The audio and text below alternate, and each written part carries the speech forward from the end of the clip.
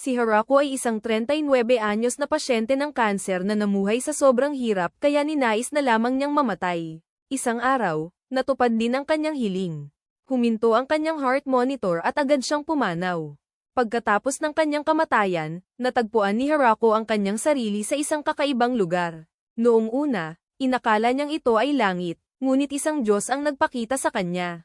Ipinaliwanag ng Diyos na bibigyan niya si Harako ng ikalawang pagkakataon sa buhay dahil naging napakamiserable ng una niya. Sa pagkakataong ito, ipinangako niyang bibigyan siya ng isang malusog na katawan na hindi siya tatalikuran gaya ng dati. Humingi ng tapat na paumanhin ng Diyos dahil hinayaan niyang mabuhay si Harako sa ganoong kalungkot na paraan. Bilang bawi, tinanong niya kung may anumang kahilingan si Harako para sa kanyang bagong buhay at katawan. Dahil kayang ibigay ng Diyos na ito ang anumang maisip, walang limitasyon ang mga posibilidad. Ngunit iisa lamang ang hiling ni Harako. Gusto niyang mamuhay sa susunod niyang buhay bilang isang magsasaka. Napakurap ang Diyos, nagulat sa gayong kakaibang kahilingan. Sa lahat ng pwedeng hilingin, pagsasaka pa. Gayunpaman, ipinaliwanag ni Harako na noong nakarate pa siya sa ospital, nakapanood siya ng palabas tungkol sa mga magsasaka at naisip niyang astig sila. Sa tuwa ng Diyos, ipinagkaloob pa rin niya ang hiling. Bukod doon, binigyan niya si Harako ng isang bonus na regalo, ang Almighty Farming Tool, isang kagamitan na may kamanghamanghang kapangyarihan. Pagkatapos nito, dinala siya ng Diyos at nagising si Harako na nakahiga sa lupa sa gitna ng isang kagubatan. Ang unang naramdaman niya ay pananabik. Sa wakas ay mayroon na siyang malusog na katawan. Sa unang pagkakataon sa loob ng maraming taon, maaari na siyang umasa sa isang mapayapa at relax na buhay bilang magsasaka. Sa pagsusuri sa kanyang sarili, napansin niyang mukhang mas bata siya kaysa dati. Sa kasamaang palad, mukhang mas pangit din siya kaysa noon. Ang mas lalong nagpalala rito, pinagsilang siya ng Diyos na nakadamit na parang galing sa dollar store. Napabuntong hininga si Harako sa kanyang hitsura, ngunit binaliwala na lang niya ito. Sinubukan niya ang Almighty Farming Tool at nagpatawag ng isang sangkol. Sa kanyang pagkamangha, hinayaan siya nitong maghukay ng maraming butas nang hindi man lang napapagod. Dahil humanga, sinimulan ni Harako na galugarin ang kagubatan, ngunit mabilis na pumasok sa isip niya ang realidad. Kailangan niya ng ligtas na matutuluyan. Tutal, malaki ang posibilidad na may mga halimaw o mapanganib na nilalang na nakatago sa paligid. Nakatagpo siya ng isang malaki at matibay na puno at nagpa siya na ito ang magandang lugar para itayo ang kanyang base. Ngunit may isa pang problema, ang tubig. Wala siyang mahanap na ilog o balon sa malapit, at kailangan niya ng tubig para mabuhay. Kaya, muli niyang tinawag ang kanyang Almighty Farming Tool, na nagbagong anyo bilang isang pala at nagsimulang maghukay. Napakakinabang ng tool dahil maaari itong maging maraming iba't ibang bagay. Ang tanging limitasyon ay hindi ito maaaring maging mga komplikadong makina. Gayunpaman, naging madali ang paghuhukay. Patuloy sa paghuhukay si Harako hanggang sa wakas ay nakatagpo siya ng tubig. Dahil doon, mayroon na siyang balon. Ngayong ayos na ang tubig, ang susunod na prioridad ay pagkain. Kakatwa, kahit matapos ang lahat ng paghuhukay na iyon, hindi man lang nakaramdam ng gutom si Harako. Gayunpaman, naisip niyang matalino na magkaroon ng nakahandang pagkain kung sakali man. Nagpasya siyang isama ang pangangaso sa kanyang mga plano. Sa ngayon, ang pangunahing agenda ay ang pagtatayo ng isang kubo. Gamit ang Almighty Farming Tool, madali siyang nagputol ng mga puno at hinati ang mga ito sa malilinis na blok ng tabla para sa konstruksyon. Ngunit nang magsimula na siya, na-realize ni Harako na ang pagtatayo ng kubo ay mas mahirap kaysa sa inaasahan niya. Naisip niya ang lahat ng mga salik na kailangan dito. Ang disenyo, katatagan, mga materyales, layout, at bago pa niya malayan, nawalan na siya ng track sa oras. Palubog na ang araw. Kailangan ni Harako ng liwanag ng mabilis. Sinubukan niyang magpatawag ng isang flashlight o ilawan gamit ang farming tool, ngunit walang lumabas. Mukhang hindi sakop ng jurisdiksyon ng pagsasaka ang mga iyon. Isa pang pagbabawal mula sa Diyos. Sinubukan naman niyang magpatawag ng magnifying glass at gumana ito, ngunit agad niyang naisip na wala itong silbi sa gabi, kaya isinantabi niya ito. Noong gabing iyon, naghukay si Harako ng maliit na butas sa isang puno at doon nagpalipas ng gabi. Mahirap namang matulog, kaya naging abala siya sa paggawa ng ilang kasangkapang kahoy. Sa kanyang pagkagulat, lumabas ang mga ito ng mas maganda kaysa sa inaasahan niya. Kinabukasan, Nilinis niya ang lahat ng mga puno at palumpong sa kanyang lupa upang masimulan ang pagbubungkal nito. Noong magsisimula na sana siya, isang rabbit monster ang biglang sumugod sa kanya na may masamang balak. Isang mabilis na hataw lang mula sa almighty farming tool sa ulo nito ang kinailangan. Pagkatapos ay ginamit ni Hirako ang karne ng halimaw para ihanda ang tanghalian para sa hapon na iyon. Ang susunod sa kanyang agenda ay ang pagtatayo ng palikuran. Noong una, wala itong gaanong privacy, kaya nilagyan niya ito ng mga pader sa paligid upang maging mas sibilisado. Ginugol niya ang natitirang bahagi ng araw sa pagbubungkal ng lupa para tamnan ng mga pananim. At pagsapit ng paglubog ng araw, marami na siyang nagawa. Gayunpaman, wala pa siyang mga buto. Nagpasya siyang matulog muna ng gabing iyon at makipagsapalaran sa kagubatan kinabukasan para maghanap ng mga buto o prutas. Nang magising siya, nagulat si Hirako nang makitang nagsisimula ng tumubo ang mga halaman kahit na wala siyang itinanim na mga buto.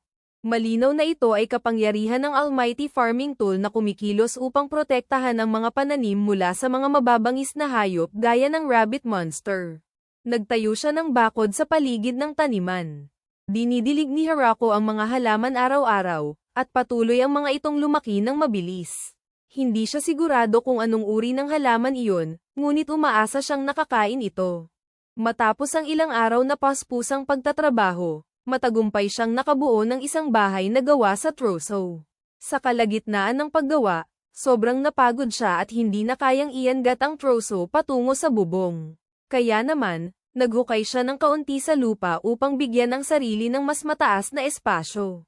Kinabukasan, habang ginagawa ang kanyang mga routine sa bukid, nakakita si Hirako ng dalawang dambuhalang aso. Noong una ay tila agresibo ang mga ito, ngunit sa katunayan ay pala kaibigan sila at nasa masamang kalagayan. Pinatuloy sila ni Hirako sa kanyang lupain at pinakain ng karneng mayroon siya. Napansin niyang malaki ang tiyan ng isa sa mga aso, kaya ipinagpalagay niya na buntis ito o sadyang malakas lang kumain.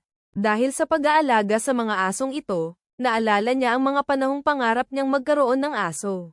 Ngayon, seryoso na niyang pinag-iisipan na panatilihin sila sa kanyang tabi.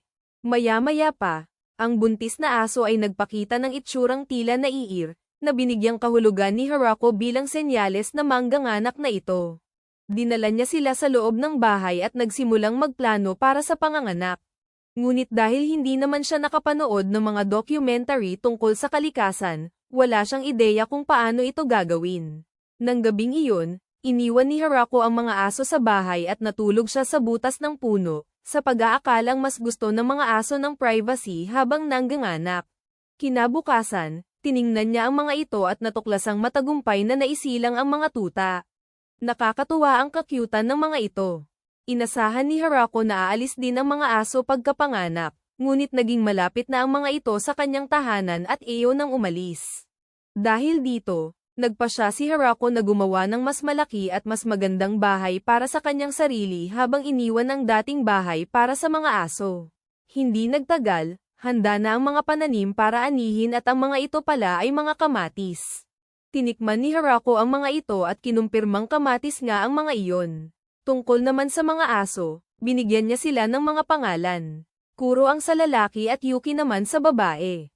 Samantala, nagtataka ang Diyos kung kumusta na si Hirako sa kanyang bagong buhay. Ngunit doon niya napagtanto na nagkamali na naman siya.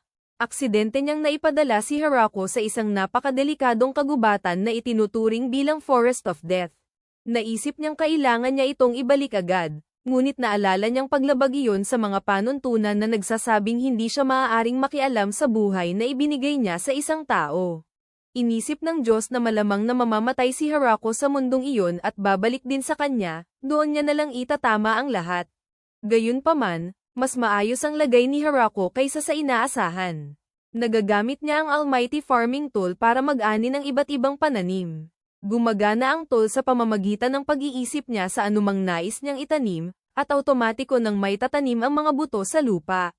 Napakabilis tumubo ng mga ito kaya hindi na niya alam kung ano ang gagawin sa dami ng ani. Sa kabuuan, na-realize ni Hirako na narito lang siya dahil sa mga Diyos, kaya naman nagtayo siya ng isang estatwa bilang pagpupugay sa kanila. Noong araw na iyon, Nagpa siya si Harako na sumubok ng bago at nagtanim ng mga punong namumunga. Naisip niya na kung magtatagumpay ito, mas gaganda ang kanyang diet. Narinig niya noon na ang mga punong namumunga ay inaabot ng maraming taon bago magbunga, ngunit handa siyang maghintay kahit gaano pa katagal. Bukod doon, si Nakuro at Yuki ang tunay na nagbigay ng kasama kay Harako sa panahong naroon siya. Kung wala sila, malamang na sobrang nalungkot na siya. Napansin niyang may mga sungay ang mga ito sa ulo, ngunit hindi na niya ito binigyang pansin dahil ito ay bagong mundo at maaaring may sungay talaga ang mga aso rito. Malaki rin ang tulong nila, madalas siyang ginagabayan sa kagubatan hanggang sa makatagpo siya ng isang ilog, na gagamitin na niya ngayon bilang pangunahing mapagkukunan ng tubig. Para naman sa transportasyon, ginawa niyang wheelbarrow ang kanyang almighty farming tool, na nagpapahintulot sa kanya na maglipat ng mga gamit ng mabilis nang hindi napapagod. Ngunit medyo mabatsubato ang mga daan, kaya alam niyang kailangan niya itong ayusin sa hinaharap. Hindi nagtagal at nagsimula nang lumapit ang taglamig, at naisip ni Harako na kailangan na niyang maghanda para rito. Sinubukan niyang gamitin ang balat mula sa mga rabbit monster, ngunit sobrang baho ng mga ito. Dahil doon, ang tanging opsyon niya ay magpaningas ng apoy at manatili sa loob ng kanyang kubo. Isang araw, aksidente siyang nakatagpo ng isang gagamba na kayang gamitin ang kanyang sapot para gumawa ng magandang tela at damit. Naisip ni Harako na magiging kapaki-pakinabang ang gagamba kaya isinama niya ito sa kanyang grupo at pinangalan ng Zabutin. Nakagawa si Zabutin ng isang astig na jacket para kay Harako na magagamit niya sa panahon ng taglamig, at nakagawa rin ito ng iba pang magagandang gamit para sa bahay. Sa wakas ay dumating ang taglamig, ngunit dahil sa mga paghahandang ginawa niya, naging maayos ang paglampas ni Harako rito. Ang mga aso ay komportable sa loob, ngunit si Zabutin ay tila naghi-hibernate dahil matagal na itong hindi bumababa mula sa kanyang kubo. Tila maayos naman ang lahat sa ngayon, ngunit may isang malaking problema. Matagal nang hindi nakakausap ni Harako ang isang totoong tao.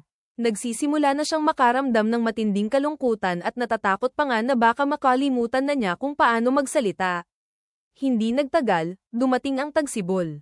Ang mga tuta, na malalaki na ngayon, ay naglakbay sa kagubatan upang maghanap ng mga kapareha. Hindi nagtagal at nakatagpo sila ng iba pang mga aso sa gubat, at agad silang bumalik upang ipakilala ang mga ito kay Harako. Bukod doon, tila nanganak din si Zabutin. Alam ni Harako na nangangahulugan ito ng mas maraming bibig na pakakainin, kaya kailangan niya ng mas matinding trabaho para matustusan ang lahat. Biglang nagpatunog ng babala si Zabutin. Agad na naintindihan ni Harako na may kakaibang nangyayari sa kagubatan, kaya pumasok siya upang mag-imbestiga. Habang naglilibot, nakita niya ang isang batang babae na nanginginig sa takot sa tabi ng isang puno. Sa sandaling makita siya nito, humingi ito ng tulong. Nilapitan siya ni Harako upang itanong kung ano ang nangyayari, ngunit pagkalapit niya, hinawakan siya nito at kinagat ang kanyang leeg. Ang ganitong uri ng sitwasyon ay eksaktong tipo ni Harako, kaya medyo nag-blush siya. Pagkatapos ay nagbago ang anyo ng babae. Ang kanyang damit ay naging isang magandang kasuotan at nagmukha siyang mas matanda. Gayunpaman, agad siyang inatake ng mga aso ni Harako dahil itinuturing siyang banta. Dumpensa ang babae, ngunit agad na pinatigil ni Harako ang mga aso. Ipinaliwanag ng babae kay Harako na kinagat niya ito dahil iyon lang ang tanging paraan upang maibalik ang kanyang lakas. Sinabi rin niya na na-atake siya noong una dahil inakala niyang kaya niyang labanan ng isa sa mga aso. Nang makita ito, na-realize ni Harako na hindi naman siya mapanganib at inalok pa nga na painumin muli ng kanyang dugo. Pagkatapos nito, dinala niya ito sa kanyang bukid.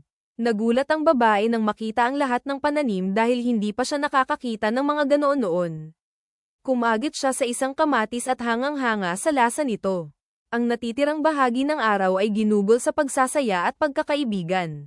Para kay Harako, ito ang unang pagkakataon sa mahabang panahon na nakasalamuha siya ng tao, kaya sobrang nag-enjoy siya. Sa pagtatapos ng araw, ipinakilala niya ang sarili bilang si Lucy, isang vampire. Ipinaliwanag niya na pumunta siya sa kagubatan upang magsaliksik ng mga halamang gamot, ngunit nakipag-away siya sa ilang mga maharlika na nagtatangkang magnakaw ng kanyang pananaliksik. Kailangan niya ng ligtas na pagtataguan, at ang kagubatan ang pinakamagandang opsyon. Napansin ni Harako na naglabas siya ng isang panel, na ipinagpalagay niyang mahika. Malinaw na may mahika sa mundong ito. Sa pag-iisip sa lahat ng ito, tinitigan ni Harako si Lucy at na-realize na baka hindi na siya makatagpo ng babaeng kasing ganda nito muli. Dahil sa udyok ng damdamin, agad siyang nag-propose kay Lucy at hiniling na manatili ito sa kanya habang buhay. Ipinaliwanag niya na ang dahilan kung bakit niya itinayo ang kanyang base roon ay upang mamuhay ng mag-isa sa kapayapaan, malayo sa lahat. Nag-blush si Lucy sa biglaang proposal na ito, ngunit matapos itong pag-isipan, pumayag siya dahil wala naman talaga siyang ibang mapupuntahan. Kinabukasan, kapwa sila lumabas ng cabin matapos ang isang rough night ng magkasama. Tinanong ni Lu kung ano ang gagawin nila ngayong araw. Sinabi ni Harako na balak niyang tingnan ang mga punong namumunga kung paano na ang paglaki ng mga ito. Sinabi ni Lu na sasama siya, ngunit gusto muna niyang magayos ng sarili. Matapos ang lahat ng iyon, kapwa sila naupo at nagsimulang mag-usap, ngunit doon na nagpatunog ng alarma si Zabutin. Alam na ni Harako kung ano ang ibig sabihin yun, kaya sila ni Lu ay nagtungo sa kagubatan upang tingnan kung ano iyon. Dumashing si Harako at nakita ang isang eksenang pamilyar sa kanya, isang sexing babae na nakatali sa puno. Nang makita si Harako, sumigaw ito at humingi ng tulong. Siyempre, kinaligan siya ni Harako at pagkatapos noon, ginamit ng babae ang kanyang mahika upang linisin ang kanyang sarili. Samantala, lihim na sinusubukan ni Lu na tumakas, ngunit pinigilan siya ng babae at pinapanta agad sa kanya. Mukhang magkakilala sila. Kapwa nila ito dinala pabalik sa kubo kung saan nalaman ni Harako na ang babae at si Lu ay nasa parehong sitwasyon, kapwa tumatakas mula sa mga maharlika. Ipinakilala niya ang sarili bilang si Tia, isang angel, at tinanong si Lu kung sino ang lalaking kasama niya. Nag-blush si Lu habang sinasabing asawa niya ito. Nag-blush din si Harako, higit sa lahat dahil ito ang unang pagkakataon na tinawag siya ni Lu ng ganoon. Sobrang nagulat si Tia nang marinig iyon. Bukod doon, tinanong ni Harako si Tia kung bakit hinahabol ng isang angel na gaya niya si Lu. Ipinaliwanag ni Tia na una sa lahat, ang mga angel ay mas itinuturing na mga mandirigma kaysa sa mga banal na nilalang lamang. Bukod doon, may malaking bounty si Lu dahil sa lahat ng pinsalang idinulot nito noong nag-amok siya. Noong una, ginugugol lang ni Lu ang lahat ng oras niya sa pagsasaliksik ng mga kakaibang gamot at concoctions, ngunit kapag may nang abala sa kanya, agad na lang siyang nagpapasabog ng mga bagay-bagay. Galit na galit ang mga maharlika kaya nilagyan nila ng bounty ang ulo nito. Nang marinig ito, inamin ni Lu na baka nga sumobra siya noon, ngunit nagulat siyang nalaman iyon ni Tia dahil si Lu ay hindi yung tipong nagpapakita ng anumang kahinaan. Ipinaliwanag ni Lu na dahil ito sa napatunayan niya mismo kung gaano siya kainan nang makaharap niya ang mga aso ni Harako. Bukod doon, masaya niyang tinanong si Tia kung gusto nitong sumama sa kanila sa kagubatan. Nag-atubili si Tia ng ilang segundo, ngunit sa huli ay pumayag din. Pagkatapos, ipinakita ni Lu kay Tia ang buong bukid at ipinakilala pa siya kay Zabutin, ngunit tila hindi mahilig sa gagamba si Tia. Tutulong din si Tia sa ilang mga gawain sa bukid. Kaya, matapos ang mahabang araw ng pag-aani, pagod na pagod siya. Ngunit ginamit ni Tia at Lu ang kanilang mahika upang linisin ang kanilang sarili agad, na naging dahilan upang hilingin ni Harako na sana ay kaya rin niyang gawin iyon. Pumasok sila sa loob, at binigyan ni Harako si Tia ng tikim ng strawberry na inani niya noong araw na iyon. Napakasarap para kay Tia ng mga pagkain doon at sinabi niyang mas nagiging kasiya siya ang pagsasaka kaysa sa inasahan niya. Dahil dito, nagpa siya si Tia na manatili na roon kasama nila. Sa mga sumunod na araw, nagsimula na siyang tumulong sa mga gawaing bukid. Sinabi ni Tia na gusto niyang magtanim pa sila ng mas maraming strawberry, ngunit sinabi ni Hirako na hindi ito posible dahil wala silang sapat na kakayahan o sapat na tao para mag-ani ng mga ito bukod pa sa iba nilang pananim. Nagmungkahi si Tia na kumuha sila ng dagdag na tulong sa bukid, ngunit sa tingin ni Hirako ay hindi iyon magandang ideya. Ang katwiran niya, kung magpapalaki sila ng sobra ng produksyon, hindi rin nila mauubos ang lahat ng kanilang aanihin. Habang naglalakad, nakatagpo si Hirako ng mas marami pang apo ni Nakuro at Yuki. Tinawag silang mga apo dahil ang sariling mga tuta ni Nakuro at Yuki ay nagkaroon na rin ng sarili nilang mga anak.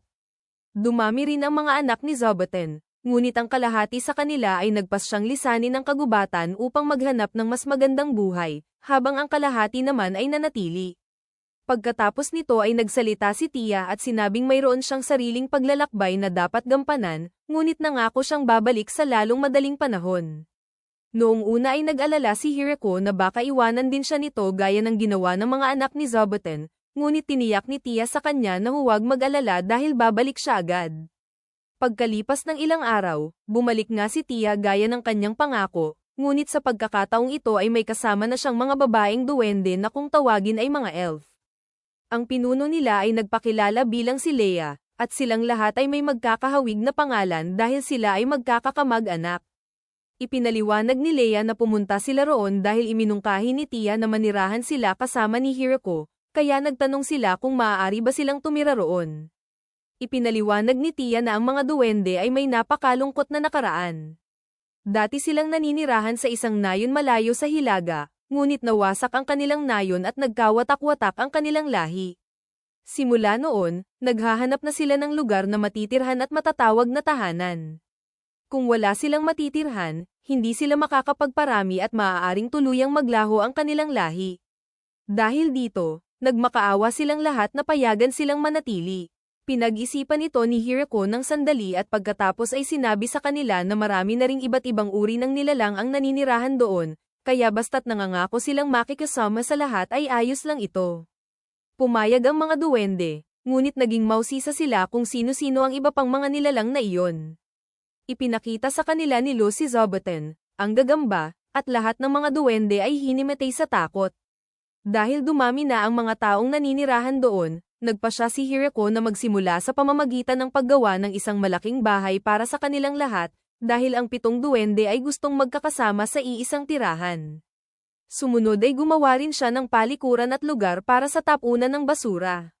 Tumulong ang mga duwende sa pagpapatayo nito at sa loob ng humigit kumulang 10 araw ay natapos ang lahat. Habang pinagmamasdan ni Hirako ang lahat na nakaupo sa hapagkainan na may mga ngiti sa kanilang mga mukha, sinabi niyang inaasahan niyang ang lugar na ito ay magiging isang puwang na komportable at ligtas para sa lahat. Hindi nagtagal at nasanay na ang mga duwende sa buhay sa bukid. Nagsimula silang mag-ani ng mga pananim at tinikman ang mga ito upang malaman kung alin ang gusto nila at alin ang hindi. Isang araw, habang nag-aayos ng mga pananim sina Hirako at Leia, nagulat si Hirako nang malaman na kahit isang duwende si Leia, gumagamit siya ng apoy at kumakain ng karne. Nagulat siya dahil ang akala niya ay ang mga duwende ay mga nilalang na namumuhay ng payapa kasama ang kalikasan, prutas lamang ang kinakain, at tumatangging magsuot ng anumang gawa sa metal. Nang marinig ang kanyang iniisip, naging seryoso ang ekspresyon ni Leia.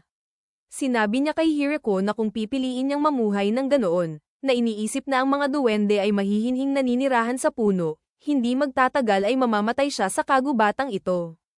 Kinabukasan, magsisimula na sana si Hirako sa kanyang gawaing bukid para sa araw na iyon. Ngunit doon ay nakuha ni Zobuten ang kanyang atensyon at ipinakita sa kanya ang isang higanteng ray ng bubuyog na nahuli nito. Noong una, akala ni Hirako ay kakainin lang ito ni Zobuten, ngunit sinabi ni Zobuten na gusto niya itong gawing alaga. Wala namang problema roon kay Hirako, kaya iginawa niya ng bahay ang ray ng bubuyog at ang kanyang mga manggagawang bubuyog. Ang mga manggagawang bubuyog ay may normal na laki, habang ang ray ng bubuyog lamang ang tanging malaki. Pagkatapos nyon, ginugol ni Hirako ang mas maraming oras sa paghuhukay ng espasyo para sa imbakan ng tubig na tinatawag na reservoir. Ngunit ang pangunahing problema para sa kanya ay kung paano dadalhin ang tubig sa reservoir. Doon ay binigyan siya ni Leia ng ideya na gumawa ng tubo na magmumula sa ilog hanggang sa imbakan ng tubig. Kaya sa ideyang iyon, nagsimulang magtulungan ang lahat sa isang malawakang paggawa. At pagkalipas ng kaunting panahon, matagumpay na naitayo at naikonekta ang tubo patungo sa reservoir habang makikitang umaagos na ang tubig papasok. May ilang mga isda ang sumama sa agos. Kaya naman inihaw ang mga ito ni Hirako at nagpas siyang gamitin ang mga ito para sa kanilang tanghalian. Nakita ni Tia at Lo ang isdang ginagamit ni Hirako at nakilala ang mga ito bilang isang napakabangis na uri mula sa Forest of Death. Kaya naman nag-alangan sila kung ligtas ba itong kainin. Inalok sila ni Hirako na kumain, ngunit tumanggi sila at sinabing dapat siya ang kumuha ng unang kagat. Kailangang may magsilbing tagatikim at siguradong hindi sila iyon. Tinikman ni Hirako ang isda at sinabing napakasarap nito. Pagkatapos nyo ay tumikim na rin sina Tia at Lu at sumang-ayon kay Hirako na napakasarap nga nito. Nagustuhan ng lahat ang isda, kaya inihanda ni Hirako ang lahat ng nahuli nila para sa kanilang salo-salo. Dahil sa sobrang dami ng kanilang huli at hindi nila kayang ubusin ng sabay-sabay, inasnan nila ang mga natirang isda upang mapreserba at itinago sa kanilang imbakan ng pagkain. Kasunod nito, dahil mayroon na silang reservoir, nagpasya si Hirako na gumawa ng palayan upang makapag-ani sila ng bigas. Nagsimula siya sa pagbubungkal ng lupa para sa pinitak ng palayan at pagkatapos ay pinuno ang mga ito ng tubig. Humingi siya ng tulong sa mga elf para isa-isang itanim ang mga punla ng palay. Hindi nagtagal at mabilis na tumubo ang mga palay, na mas maaga pa sa inaasahan ni Hirako, at handa na para sa pag-aani. Pagkatapos anihin ang mga palay gamit ang kanilang mga karit, itinabi nila ang mga tangkay nito sa loob ng bahay. Ngunit hindi pa doon nagtatapos ang lahat. Gumugol pa si Hirako ng oras sa pagbabalat ng mga palay hanggang sa maging pino itong mga butil ng bigas. Habang pinapanood ni Lu at Tia ang mahirap na prosesong ito, nag-alinlangan sila kung sulit ba ang pagod, ngunit tiniyak ni Hirako sa kanila na talagang sulit ito. Pagkatapos, nagluto si Hirako ng kanin sa labas. Nang maluto ito, gumawa siya ng mga rice ball o onigiri at inihain ang mga ito sa isang tray para patikman ni Lu at Tia. Ginamit niya ang mga isdang nahuli nila kanina bilang palaman sa loob ng kanin. Bagamat naubos ng mga elf ang lahat ng rice balls, masaya pa rin si Hirako dahil nagustuhan nila ito, at naisip niyang sumubok ng ibang palaman sa susunod na pagkakataon. Kinabukasan, matapos ang nakapapagod na trabaho sa palayan, gumamit ng mahika ang lahat para linisin ang kanilang mga sarili, bagay na kinainggitan ni Hirako. Dahil dito, nagpasya siyang gumawa ng paliguan o bath. Naisip niyang hindi ito magiging mahirap dahil mayroon na silang daluyan ng tubig. Habang ginagawa ito, napagtanto niya ang isang malaking problema. Saan pupunta ang maruming tubig pagkatapos maligo? Para sa kanya, hindi tamang itapon na lang ito pabalik sa ilog. Nang marinig ito, nagbigay ng solusyon si Tia na gumamit ng mga cleaner slime upang linisin at daliseyan ng tubig pampaligo para muling magamit. Bukod dito, naniniwala si Tia na ang mga cleaner slime ay makakatulong din sa pagpapanatiling malinis ng banyo nang hindi na nila kailangang gawin ng mano-mano. Nang malutas ang problema, matagumpay nilang natapos ang paliguan sa pagtatapos ng araw. Naghubad si Hirako para ipakita kung paano ito gamitin. Nagbanlo muna siya ng katawan bago lumubog sa tub. Nang makita ito, sumama ang lahat ng mga babae sa loob ng tub kasama si Hirako at sinabing napakasarap maligo kasama siya. Ito ang uri ng bagay na pinapangarap lamang ni Hirako sa kanyang nakaraang buhay, kaya naman nanahimik na lamang siya. Nang sumunod na araw, may dinalang iba pang mga elf si Leia mula sa kanilang nayon at nagtanong kung maaari ba silang manirahan doon gaya ni Leia. Hindi tumutol si Hirako at agad na pumayag. Iminungkahi ni Leia na simulan na agad ang paggawa ng bagong bahay para sa mga bagong dating na elf. Sobrang tuwa ni Leia dahil sa wakas ay magkakaroon na sila ng pagkakataong paramihin muli ang kanilang lahi. Nagtataka si Hirako kung paano sila magkakaanak dahil puro babae ang mga elf, ngunit natutuwa siyang makita silang puno ng pag-asa. Samantala, pinagmamasdan ni Kuro ang lahat at naisip na naman na pinapalaki ni Hirako ang kanyang harem. Naalala ni Kuro kung gaano kahirap ang buhay niya bago niya nakilala si Hirako. Matapos silang talunin ng isang dambuhalang oso, sugatan sila at nawalan na ng dahilan para lumaban. Ngunit doon nila nakatagpo si Hirako. Noong una, akala nila ay isa lamang siyang mahinang tao, pero nang makita nila ang matinding kapangyarihan ng Almighty Farming Tool, agad silang nagkaroon ng respeto sa kanya. Napakabait ni Hirako dahil tinanggap niya sila bilang bahagi ng kanyang pamilya. Labis ang pasasalamat ni Kuro, bagamat hindi alam ni Hirako na ang kanilang uri ay ang mga kinatatakutang halimaw na kung tawagin ay Inferno Wolves. Gayunpaman, wala silang balak saktan siya kaya sa tingin nila ay maayos ang lahat.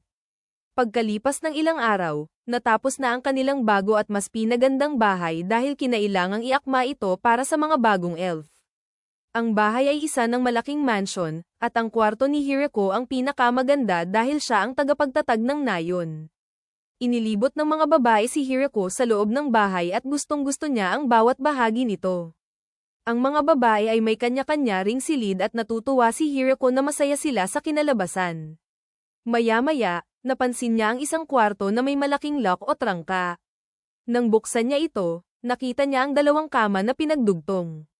Nang mapagtanto kung para saan iyon, dahan-daang isinara ni Hirako ang pinto at sinabing magkukunwari na lamang siyang wala siyang nakita. Pagkatapos ng pag-iikot sa bahay, sinabi ni Lee kay Hirako na kung may bahagi man ng bahay na hindi niya gusto, sabihin lang niya at siya na ang baalang mag-ayos. Bilang panghuling detalye, naglagay si Hirako ng 2 estatwa ng aso sa harap ng bahay para mas gumanda ang itsura nito. Kinabukasan, plano ni Hirako na magluto ng curry. Kaya pumunta siya sa bukid kasama sina Tia at Lo para pumili ng sariwang sangkap. Ngunit matapos niyang makapili, napansin niyang iniwan na siya ng 2 dahil para sa kanila, medyo nakakatamad gumawa ng curry mula sa simula.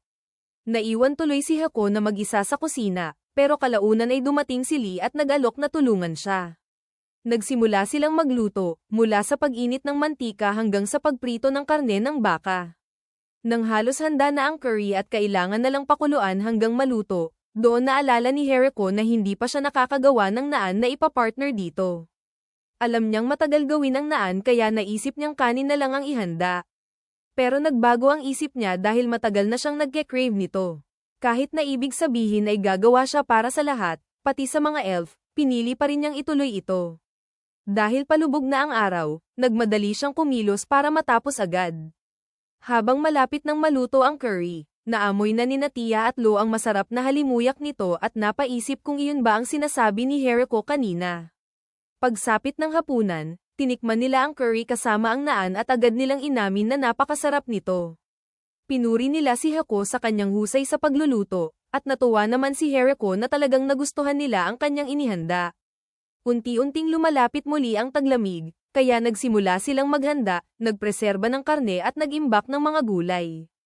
Isang araw, nakita ni Hako si Lo na gumagamit ng fire magic para pausukan ang karne.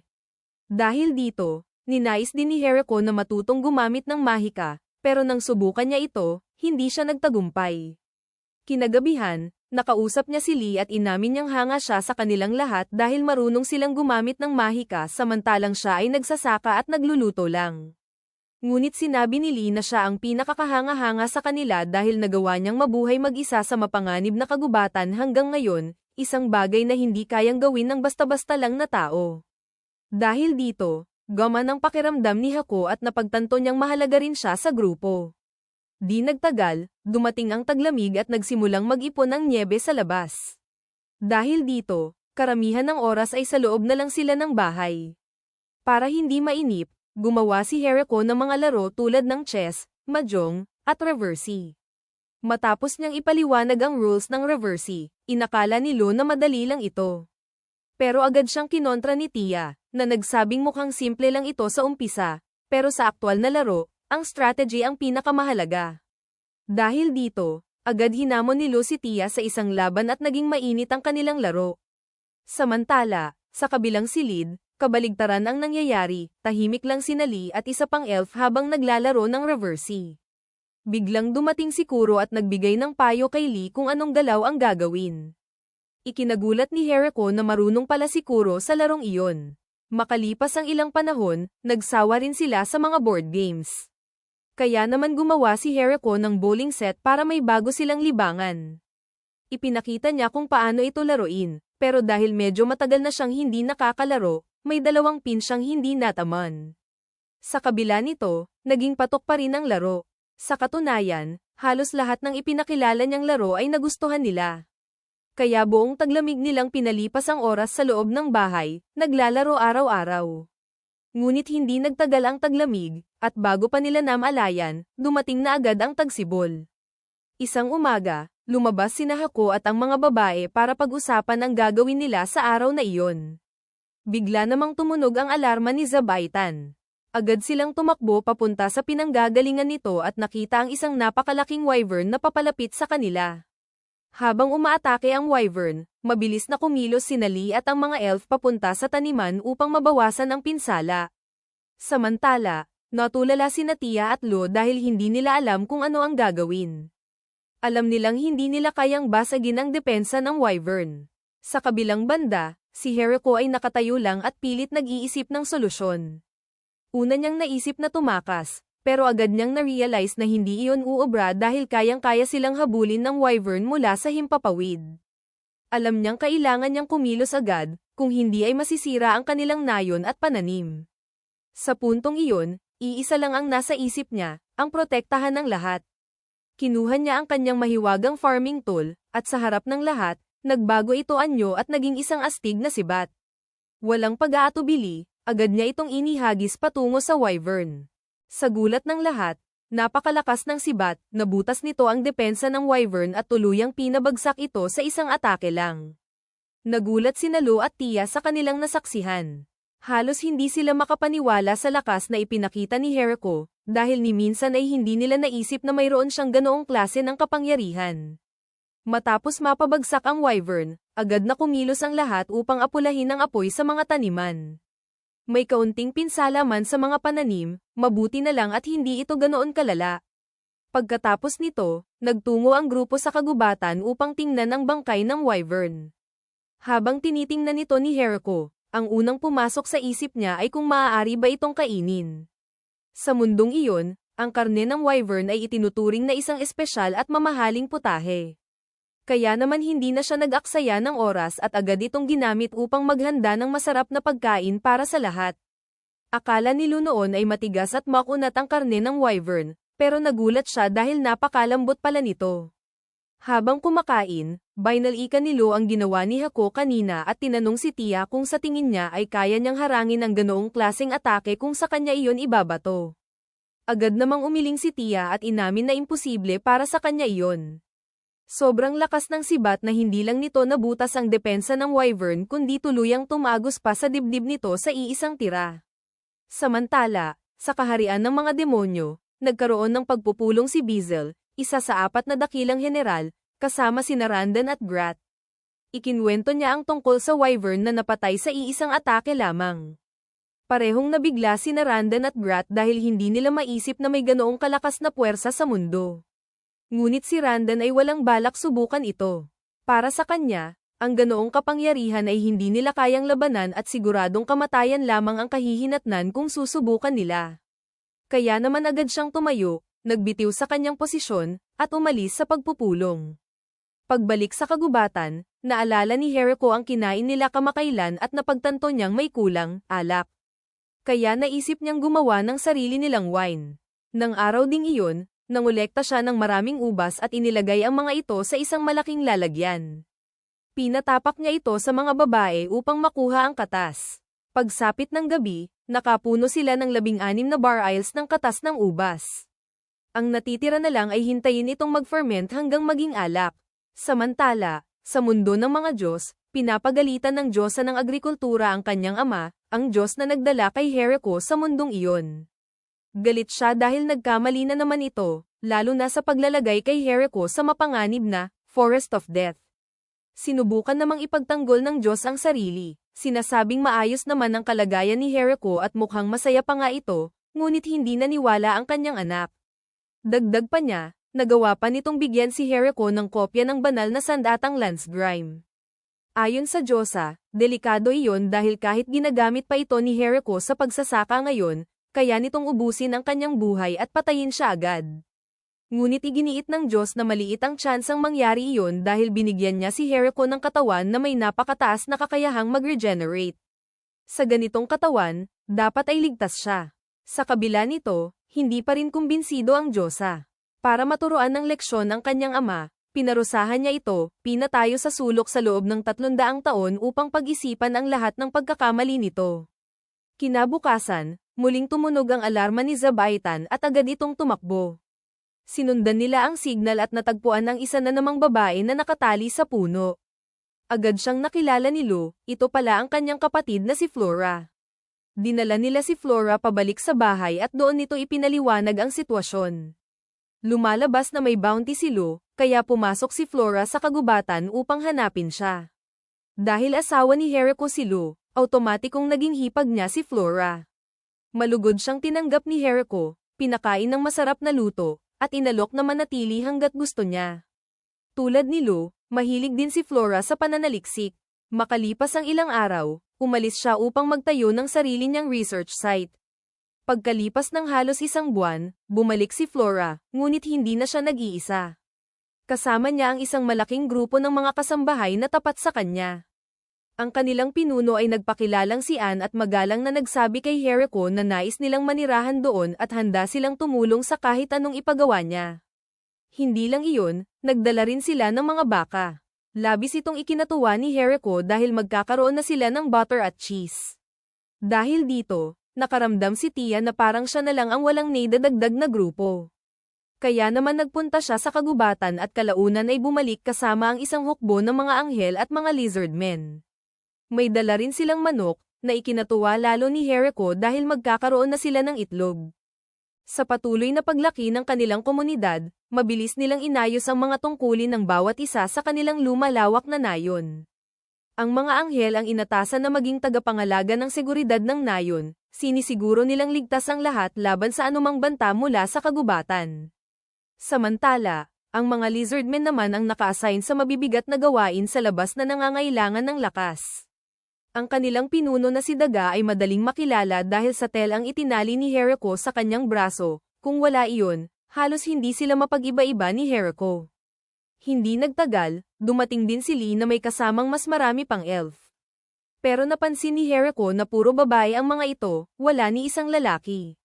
Dahil dito, napatanong siya kay Lee. Ipinaliwanag naman ni Lee na kakaunti na lang ang natitirang lalaking elf, pero hindi niya ito iniintindi, dahil kaya naman daw nila itong soulless union sa hinaharap. Dahil medyo alanganin ang usapan, pinili na lang ni Jericho na huwag nang magtanong pa at tinanggap na lang ito. Habang dumarami ang mga naninirahan, napagtanto ni Jericho na ang dati niyang simpleng tirahan ay naging isang ganap na nayon na. Kaya nagpasya siyang pangalanan ito bilang Great Tree Village, at siya na rin ang nagsilbing pinuno o mayor. Kinagabihan, nagdaos sila ng isang malaking salo-salo bilang selebrasyon, may sayawan, kantahan, at masayang pagsasama ng lahat bilang isang umuunlad na komunidad. Kinabukasan, may isang anghel na lumapit kay Jericho at nagsabing may dumating na sugo mula sa hukbo ng mga demonyo. Nang makita niya ito, nakilala niya agad, si Bizel mismo. Sinabi ni Bizel na nais niyang makipag-usap sa taong namamahala sa nayon. Dahil dito, napagtanto ni Hako na ito na ang unang seryosong tungkulin niya bilang mayor, kaya siya mismo ang humarap at nagsabing siya ang leader ng lugar. Sinimulan ni Bizel ang usapan sa pamamagitan ng pagbibigay ng regalo, bago siya nagtanong tungkol sa kanilang paninirahan. Biglang naalala ni Jericho ang sinabi ni Lu noon, na ang lupaing kinatatayuan nila ay pag-aari ng Demon King. Dahil dito, napaisip siya kung pinalayas ba sila o maniningil lang ng buwis ang pakay ng bisita. Alam niyang mahalaga ang desisyong gagawin niya. Matapos pag-isipan ng mabuti, sinabi ni Jericho na kung may reklamo ang Demon King, handa silang magbayad ng 10% na buwis kapalit ng paggamit ng lupa. Pero may kondisyon siya, ang buwis ay manggagaling lamang sa ani ng kanilang sakahan, hindi kasama ang mga alagang hayop. Saglit na natigilan si Bizel sa narinig, tila nabigla sa baba ng alok. Akala tuloy ni Jericho ay baka masyadong maliit ang 10%, pero sa huli ay agad din itong pumayag. Pumasok sila sa loob, inayos ang kasunduan, at matapos mapirmahan ang dokumento, bumalik si Bizel sa kaharian ng mga demonyo. Pagkaalis niya, tinanong ni Jericho ang iba kung maayos ba ang ginawa niya. Sinabi nila na napakahusay ng kanyang desisyon, dahil karaniwan ay umaabot sa 60% hanggang 70% ang buwis. Bukod pa rito, dahil sa kasunduang iyon, sakop na rin sila ng proteksyon ng hukbo ng mga demonyo. Samantala, sa punong himpilan ng Demon Army, nag-uulat si Bizel sa kapwa niya mga general, at halatang kinakabahan ang lahat. Ikinwento niya na nakita niya si Jericho kasama sina Lu, ang prinsesang vampira, si Tia, ang anghel ng pagkawasak, at isang grupo ng Inferno Wolves. Sa lakas pa lang ng mga iyon, hindi na nakapagtataka na natalo nila ang isang wyvern. Mas ikinagulat pa niya na pumayag ang grupo na magbayad ng buwis at mapasailalim sa proteksyon ng Demon King, kahit napakababa ng porsyento. Para kay Bizel, mas mabuting tanggapin iyon kaysa gawing kaaway ang ganoong kalakas na grupo. Pagkarinig nito, muling tumayo si Randen at agad na nagbitiw sa kanyang posisyon. Kinabukasan, dumating naman si Dime, ang Lord of Dragons, upang bumisita sa Great Tree Village. Lumapit ang kanyang tagapaglingkod at inabot kay Jericho ang isang regalo, isang kakaibang espada. Tinanggap ito ni Jericho at nagtanong kung ano ang dahilan ng kanilang pagpunta. Ipinaliwanag ng lingkod na ang tirahan ni Dime ay nasa timog, at kahit hindi sila direktang magkapitbahay, sapat ang lapit upang magbigay galang siya. Pagkatapos nito, nagbago si Dime sa anyong tao at nagpakilala ng maayos. Inanyayahan siya ni Jericho at ng iba na pumasok at pinainom ng alak. Ngunit nasobrahan si Dime sa pag-inom at nalasing ng husto, hanggang sasabihin niyang mananatili na siya roon habang buhay. Agad naman siyang pinagsabihan ng kanyang lingkod na hindi iyon magandang ideya, dahil baka maging pabigat lang siya sa iba. Dahil dito, natauhan si Dime at kalaunan ay umuwi rin sa kanyang lungga bago matapos ang gabi. Kinabukasan, naisip ni Jericho ang nangyari. Kahit na masaya siyang may mga bisita, hindi niya gusto na basta na lang may pumapasok sa kanilang lugar. Kaya iminungkahi niyang magtayo sila ng isang guest house na kayang tumanggap ng humigit kumulang 30 tao, isang hiwalay na lugar para sa mga bisita. Habang ginagawa ang guest house, nagpatupad din sila ng bagong sistema para sa mga darating. Kapag may bisita, tutunog ang kampana na si Zabidan ang magpapatunog. Pero kung kalaban ang darating, ibang tunog ang gagamitin bilang babala.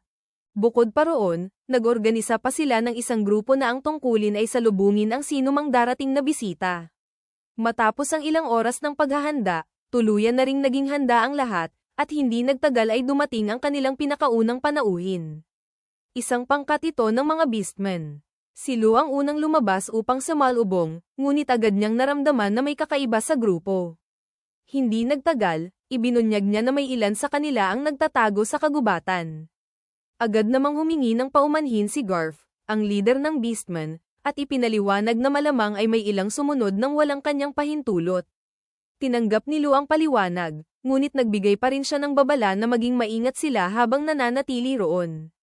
Pagpasok nila sa loob, hindi napigilan ng mga Beastmen ang paghanga sa ganda ng pagkakaayos ng guest house. Gayunpaman, nanatiling may pagdududa ang mga babae. Para sa kanila, posibleng may itinatago ang mga bisita. Una, wala silang dalang anumang handog, taliwas sa ibang mga panauhin. Pangalawa, nariyan pa ang dalawang individual na nakita sa kagubatan. Dahil sa mga ito, nagpa siya ang grupo na bawasan ang kanilang pagiging magiliw at sadyang naghain ng hindi gaanong masarap na pagkain. Bagamat nakaramdam ng kaunting konsensya si Harako, sumunod na rin siya sa naging desisyon ng iba. Ngunit kalaunan, napatunayan na walang masamang balak ang mga Beastmen. Sa katunayan, dumating sila upang pag-usapan ang posibilidad ng kalakalan. Ipinaliwanag ni Garf na hindi sila interesado sa karaniwang uri ng negosyo, kundi mas nais nila ang pisikal na pagpapalitan ng mga produkto. Hiniling din niya kung maaari bang ang nayon ni Harako ang bumisita sa kanila para sa transaksyon. Ayon sa kanya, napakahirap ng paglalakbay papunta roon, at magiging pabigat kung magdadala pa sila ng maraming gamit pabalik-balik. Ang mga produkto nila ay kinabibilangan ng pintura, mga kagamitang pilak, at salamin, mga bagay na agad nakapukaw ng interes ni Harako. Hindi na siya nag-atubiling ipahayag na nais niyang bilhin ang lahat. Sa puntong iyon, mabilis na nagkasundo ang dalawang panig. Nag-alok pa si Dime na siya na ang bahala sa transportasyon kapalit lamang ng isang bar aisles ng alak. Dahil bilang mayor ay hindi maaaring si Harako ang manguna sa unang biyahe, si Tia ang nagboluntaryong pumunta. Makalipas ang ilang araw, bumalik siya kasama si Dime at masayang ibinalita na naging matagumpay ang kalakalan. Lahat ng produkto ay naipagpalit ayon sa napagkasunduan. Bukod pa rito, sinabi rin ni Tia na may hiling ang pinuno ng nayon ng Beastmen, nais nilang may ilan sa kanilang mga tao ang lumipat sa nayon ni Harako. Matapos pag-isipan, napagtanto ni Harako na makakatulong ang dagdag na lakas paggawa, kaya pumayag siya.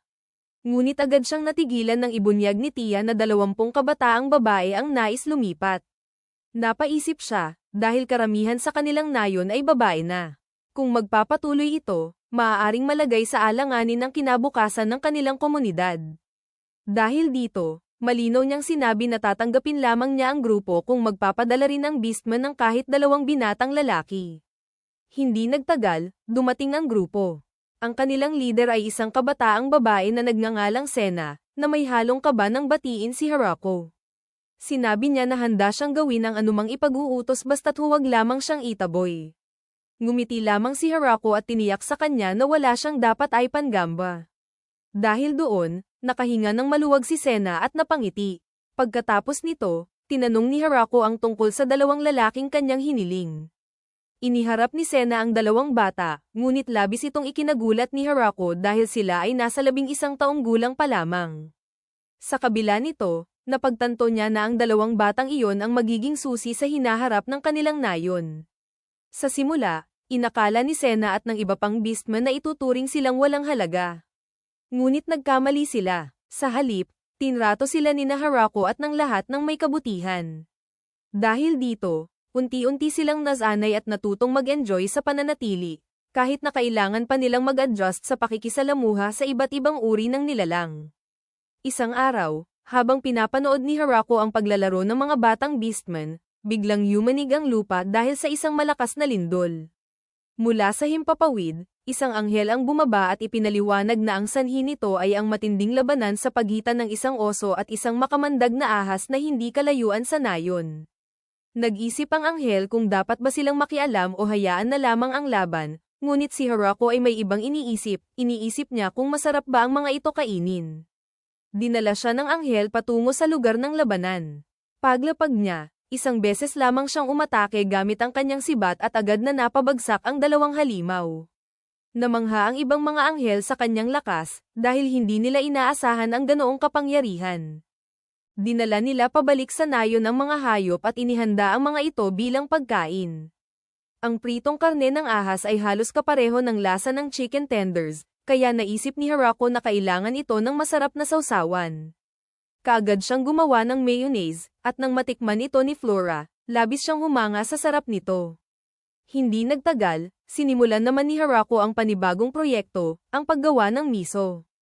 Kasama si Flora, inihanda nila ang mga sangkap, hinubog ito sa maliliit na bola, at inilagay sa isang bar aisle sa basement upang ipa-ferment sa loob ng ilang buwan hanggang sa lumabas ang tunay nitong lasa. Sa gitna ng kanilang gawain, dumating si Lo upang ipaalam na may panibagong mga bisita. Nang puntahan nila, natuklasan nilang ito ay isang grupo ng matatandang duwende, na pinamumunuan ng isang lalaking may matapang na anyo na nagngangalang Donovan. May narinig na balita ang mga duwende tungkol sa isang nayon na kilala bilang Great Tree Village na gumagawa umano ng dekalidad na alak. Dahil dito, nagpunta sila upang makipag-ugnayan at makatikim ng kanilang produkto. Bukas sana si Harako sa ideya, ngunit agad na sumingit si Lo at pinaalalahanan siya na hindi maaaring basta na lamang ipamigay ng libre ang kanilang alak. Inamin ni Donovan na wala silang sapat na pera upang pambayad, ngunit nag-alok siya ng ibang kapalit, teknolohiya. Ipinaliwanag niya na dahil sagana ang nayon sa ani, maaari nilang ituro kung paano gawing alak ang mga pananim. Bilang patunay, agad silang nagpakita ng demonstrasyon. Gamit ang proseso ng distillation, ginawa nilang corn whiskey ang mais. Nang tikman ni Harako ang resulta, inamin niyang tunay at maayos ang lasa nito, bagamat medyo matapang para sa kanyang panlasa. Dahil dito, mabilis na nagkasundo ang dalawang panig, at tuluyan ng naging bahagi ng Great Tree Village ang mga duwende. Upang ipagdiwang ito, nagdaos sila ng isang malaking salo-salo. Lahat ay nagsaya at nag-inuman. Lalo namang natuwa si Harako dahil sa wakas ay may mga kalalakihan na rin sa nayon, na nangangahulugang hindi na kailangang mag-alala ang mga elf pagdating sa kanilang kinabukasan. Sa kalagitnaan ng kasiyahan, lumapit si Harako kay Donovan at tinanong kung may napupusuan ba itong babae sa nayon. Ngumiti si Donovan at inamin na bagamat magaganda ang mga kababaihan doon, hindi sila ang tipo niya. Ayon sa kanya, mas gusto niya ang mga babaeng may makapal at buong balbas. Napabuntong hininga na lamang si Harako sa narinig. Kinabukasan, abala si Harako sa kanyang pangkaraniwang gawain nang bigla niyang mapansin ang isang dambuhalang dragon na papalapit sa nayon. Agad siyang naghanda upang pabagsakin ito, ngunit bago pa siya makakilos, dumating si Dime at siya mismo ang humarap sa dragon. Akala ni Harako ay tapos na ang problema, ngunit nang muli siyang tumingin, may isa pang dragon na papalapit mula sa malayo. Alam niyang tungkulin niyang protektahan ang nayon, kaya mabilis niyang hinugot ang sibat at ibinato ito. Halos tamaan ang target, ngunit nakaiwas ang dragon sa huling sandali. Maghahagis pa sana siya ng isa pang sibat nang biglang sumugod ang isang tauhan ni Dime at pinigilan siya. Ipinaliwanag nito na ang dalawang dragon ay walang iba kundi ang asawa at anak ni Dime. Matapos ang hindi pagkakaunawaan, nagbago ng anyo ang dalawang dragon at naging tao. Nagpakilala ang asawa ni Dime bilang si Grafaloon, habang ang kanyang anak ay si Lastay. Ipinaliwanag ni Grafaloon na nagduda siya dahil napansin niyang palihim na umaalis si Dime tuwing gabi, kaya inakala niyang may ibang kinahuhumalingan ito. Kaya naman sinundan niya ito upang malaman ang katotohanan. Agad na nilinaw ni Harako na walang ganong nangyayari, pumupunta lamang si Dime sa nayon upang uminom. Napagtanto ni Grafaloon ang kanyang pagkakamali, ngunit ipinagtanggol niya ang sarili, sinasabing hindi siya masisisi dahil sa kakaibang kilos ni Dime, lalo na't umaalis ito nang walang palem at kumukuha pa ng mga gamit mula sa kanilang imbakan. Matapos maayos ang lahat, humingi ng paumanhin sina Grafaloon at Lastay kay Harako dahil sa gulong kanilang naidulot. Ngumiti lamang si Harako at sinabing ayos lang, at masaya siyang nagkaayos ang lahat. Pagkatapos nito, tahimik na kinausap ni Dime si Grafaloon at ipinaliwanag na napakahalaga ng magandang relasyon sa Great Tree Village. Inamin niyang sapat ang lakas ng nayon upang pabagsakin ang kanilang buong puwersa kung sakaling maging kalaban nila ito. Dahil dito, nagpasya si Grafaloon na iwan muna si Lastay sa nayon. Naniniwala siyang makakatulong ito upang mapanatili ang magandang ugnayan, at sabay na magbibigay ng karanasan kay Lastay. Walang pagtutol si Harako at tinanggap niya si Lastay bilang bahagi ng nayon. Doon nagsimula ang panibagong yugto ng buhay ni Lastay. Ngunit hindi tulad ng iba, hindi naging madali ang kanyang pagtanggap. Marami sa mga residente ang nakakaramdam ng kaba sa kanya dahil sa kanyang pinagmulan bilang dragon. Upang maging kapaki-pakinabang ang kanyang presensya, itinalaga ni Harako si Lastay bilang tagapamagitan sa pakikipag-usap sa mga bisita. Hindi nagtagal, dumating muli si Bizel. Sa sandaling makita niya si Lastay, agad siyang nanginig sa takot. Dahil dito, pumayag siya sa lahat ng alok ng walang pagtutol, desperadong hindi siya magalit. Napangiti si Harako sa resulta, napagtantong tama ang kanyang naging desisyon sa pagbibigay ng tungkulin kay Lastay. Pagbalik ni Bizel sa kaharian ng mga demonyo, agad niyang iniulat ang kanyang nakita. Nataranta ang mga general nang malaman nilang may mga dragon na kakampi ang Great Tree Village. Upang masuri ang kanilang lakas, ipinadala ni Bizel ang kanyang anak na si Floram bilang especially iya.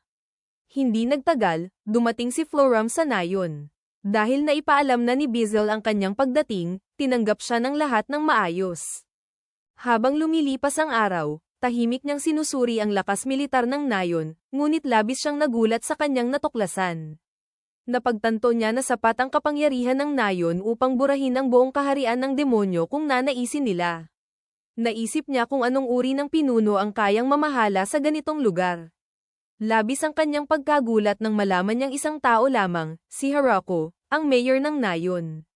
Agad siyang binalaan ni Lastay na huwag itong maliitin, at ipinaliwanag na kaya nitong tapatan kahit ang kanyang ina. Sa puntong iyon, tuluyan nang naniwala si Floram sa lakas ni Harako. Nagsimula siyang magpakita ng matinding respeto at naging pormal at maingat sa tuwing makikipag-usap sa kanya. Makalipas ang ilang linggo, dumating ang taglagas, kasabay ng pangakong masaganang ani at masasarap na pagkain.